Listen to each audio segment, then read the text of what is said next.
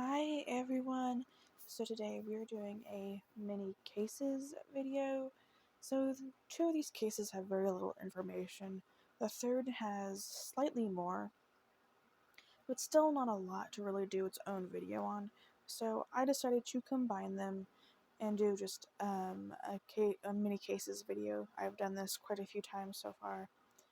And we were talking about Olivette Lyvonia Turner, Tonee Turner, and Jubilee Lum. And Olivette and Tonee, there's no relation, even though they have the last name. I just wanted to put that out there. None of these people have any relation to each other. They're just in the same video because there's just a lack of information for all of them. So I did just want to put that out there. So all of the links I used for research will be down below, and let's go ahead and get on into it. So starting with Olivette. Olivette, whose nickname was Ollie, has been missing since May 1st, 1989. She was 30 at the time of her disappearance, and she stood at 5'4". She was 110 to 120 pounds, and she had red hair and brown eyes. Her ears are pierced. What little photos I could find of her, I will have on the screen. She has been described as a vibrant person with a captivating smile, and she totally is. She is just, I say this about a lot of people when I talk about cases, but it really fits her. She really seems just like a ray of sunshine. She is incredibly stunning. And she definitely has like this warm vibe just by looking at her. She is a mother, and she's also from Tennessee, and she was living in Nashville at the time she went missing. So she had mentioned that she was going to go up to Pennsylvania to either visit or live with an aunt, but her aunt said Ollie never turned up at her home, and that she wasn't even aware that that Ollie was even coming for a visit. And Ollie didn't have a vehicle or any mode to travel, so she was known to utilize truck drivers and hitchhike her way to wherever she needed to go. On May 17th, 1989, she was reported missing by her family because, she hadn't been seen or heard from in several days. And she left behind her daughter, and she wasn't the kind of person to just leave her daughter. So that made detectives believe that she may have gotten into a truck with the wrong person, which I 100% agree with. Hitchhiking is not safe. There's a lot of weirdos out there. They do a lot of important stuff, but I don't completely trust truck drivers just because you don't know who they are, really. That is a great way to get away with things because you're never really in one spot. And so I think that she left one day to surprise her aunt or go visit her aunt, and she ended up coming across the path of the wrong person, and she's just not been seen since. I don't really believe she's still alive, if I'm being honest. But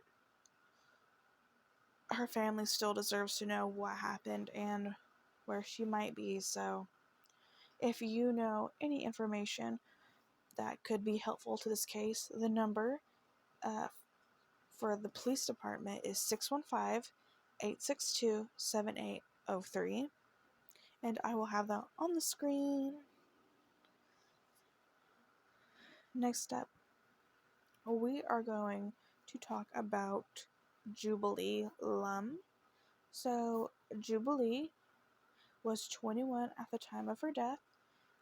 She was born on November 26th, 1977, and died on August 24th, 1999. She was from Honolulu, Hawaii, and she was a beloved sister and daughter. She was also known as, I believe it's pronounced Mealy. At an early age, she became mixed up with a rougher crowd. I believe it said around 13 is when that started happening. And she just kind of started hanging out around the streets. Police believe that she may have been involved in sex work and drugs. So Jubilee was last seen getting into a white or light-colored Ford Econoline van There's a photo of a van similar to what is believed she would have gone into. I'll have that thrown up on the screen, as well as the photo I was able to find of her. The van is believed to have been built sometimes between 1987 to 1990, with swing out doors and windows on the passenger side. On August 24th, unfortunately, her body was found wrapped in trash bags in the parking lot behind a florist. And that's all the information we have on her. It's probably the one with the least information out of all of these. Just absolutely no traction. And I kind of agree that she might have been mixed in with something that wasn't the best, and it's kind of maybe how she ended up passing away, or maybe just a complete a crime of opportunity. Either way, her family also deserves justice. She actually had a fiance at the time she passed away, and it severely impacted him, so they also definitely deserve some closure. And the number for Jubilee, if you have any information on her case, is 808-955-8300. And then our last person we're talking about today is Tonee Turner. So Tonee was described as the sun, and that she didn't see anything other than sunshine, even if it was raining. She's also described as a beautiful person who created beautiful artwork, and she was just a light to everyone. So she was mixed. She was black and white female, born on June 10th, 1997. She had black wavy hair, brown eyes, stood at 5'3" and about 130 pounds. Her hair was chin length when she disappeared.